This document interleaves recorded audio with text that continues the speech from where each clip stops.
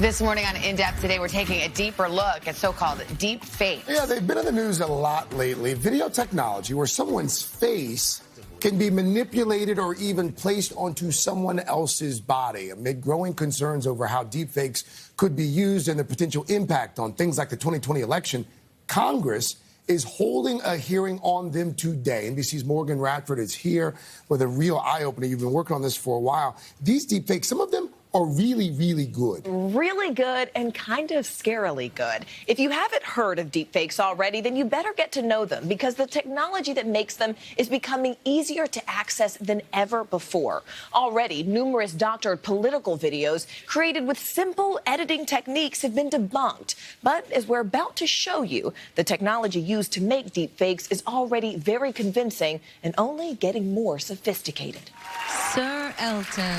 Who can forget this moment at the Grammys when Lady Gaga honored Sir Elton John? Thank you, Elton. Or when Lady Gaga took the stage at the Golden Globes with Bradley Cooper. But look now.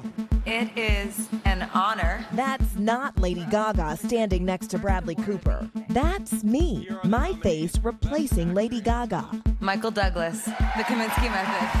And at the Grammys, there I am again. So thank you, Elton. I love you. Sure, it's innocent enough, but the technology that makes this possible makes it easier than ever to manipulate video, even putting words in people's mouths. It's called a deep fake.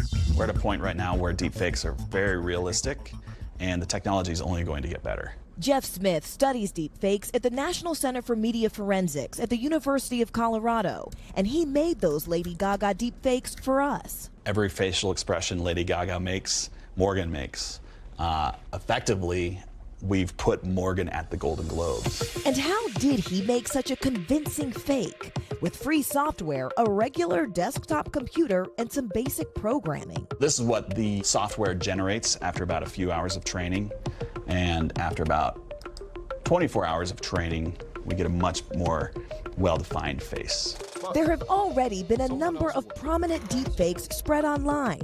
And just last week, artists uploaded this deepfake video of Facebook CEO Mark Zuckerberg delivering an ominous message. Imagine this for a second. One man with total control of billions of people's stolen data, all their secrets, their lives, their futures. With the 2020 election getting into swing, there's growing concern deepfakes could be used to disrupt U.S. elections. And this has members of Congress scrambling to act. The potential for harm is tremendous. Congressman Adam Schiff, chairman of the House Intelligence Committee, called for a hearing on deepfakes. Do you think that this technology could disrupt the 2020 election? Absolutely it could. And what psychologists will tell you is if you see a video of someone saying something distasteful or racist or criminal or whatever, even if you're later persuaded that wasn't them, you can never completely lose the lingering negative impression of that person. While not a deep fake, just last month, a doctored video of House Speaker Nancy Pelosi racked up millions of views on social media. This is the original. Most currently, that he was engaged in a cover-up. Here's the edited video, which makes it appear that she's slurring her words. Most currently, that he was engaged in a cover-up. But it's not just Washington. Hollywood is taking notice too.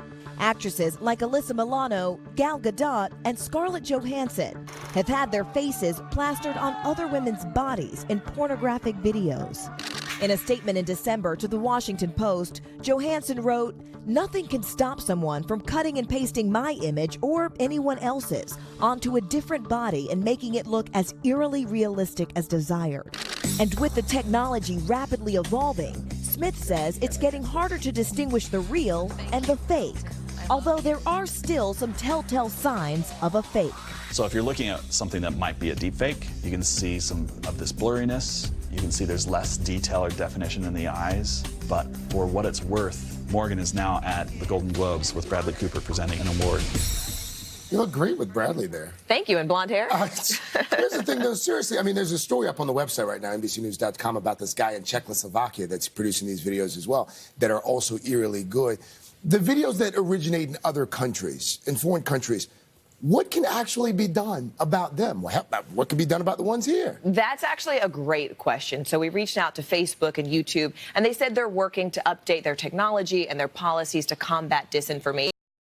But the House Intelligence Committee, which is just meeting hours from now, says that they're working on tracking and sourcing those videos because, especially when they're made on foreign soil, Yeah. it's something they have to be concerned about because they're not exactly sure what role the U.S. can play. Yeah. All right. It's so disturbing, and especially when you're talking about the election upon us. So people have to be very good consumers and be really smart and shrewd about what they're looking at. And know where their sources and ask are. good questions.